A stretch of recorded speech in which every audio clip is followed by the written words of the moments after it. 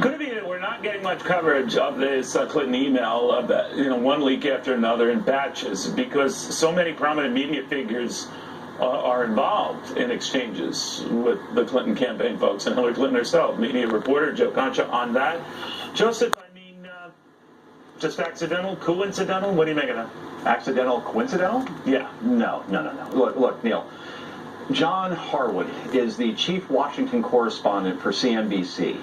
He's important enough at that network to be moderating debate. He's also a correspondent, or at least a contributor, to the New York Times. So here's my question on national television to Dean Baquet, who's the executive editor of the New York Times, and Mark Hoffman, who's the president of CNBC. How does John Harwood have a job right now? And at the very least, why hasn't he been suspended? Why haven't your organizations issued an apology? Because here's the thing, Neil. You've done 100 of these. Media bias, you have on a media reporter like me, we talk about how horrible it is, and the problem keeps getting worse. And until there is accountability being somebody needs to be fired here or suspended to send a message that integrity matters.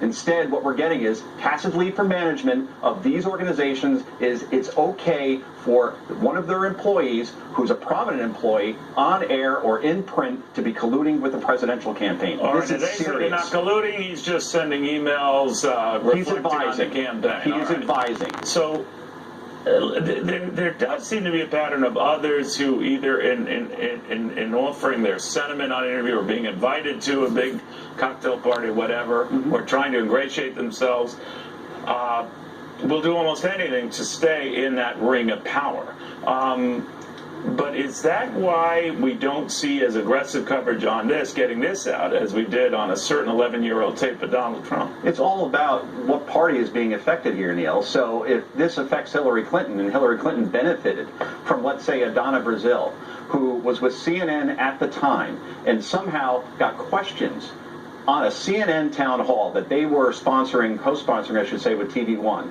She wasn't involved with that town hall in any capacity, and she passes those questions on to the Clinton communications director before the town hall.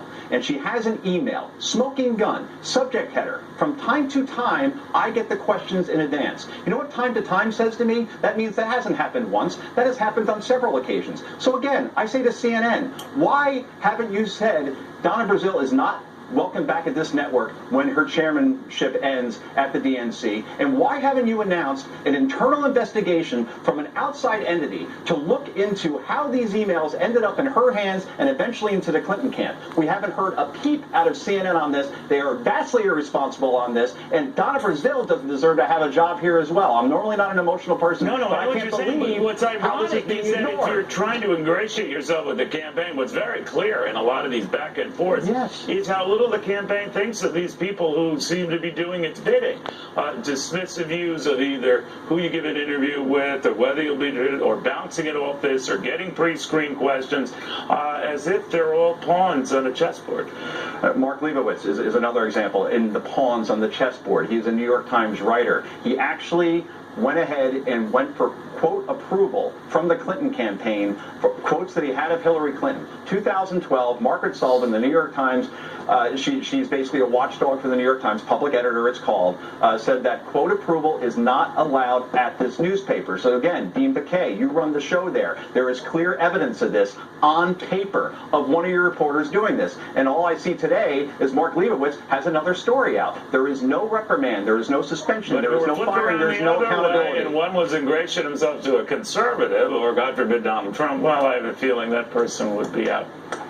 Yes, exactly. Let's put it this way. Let's say somehow Sean Hannity, who has openly endorsed Donald Trump, he makes no bones about that, he is unapologetic about it. Let's say he got access to Chris Wallace's debate questions and passed them on to Donald Trump. There would be a throng of people outside extending 7 blocks, and Twitter would actually break, Neil. We all know this, and that's exactly what Donna Brazile did here. In 147 characters. All right, Joseph, thank you. 140. Yeah, whatever. Well, thank you, my friend Joe Concha. It does make you think, all right? So it's fair, it's fair. But if you ever want to know why there's not a lot of scrutiny of these emails, that might have something to do with it. We'll see you tomorrow.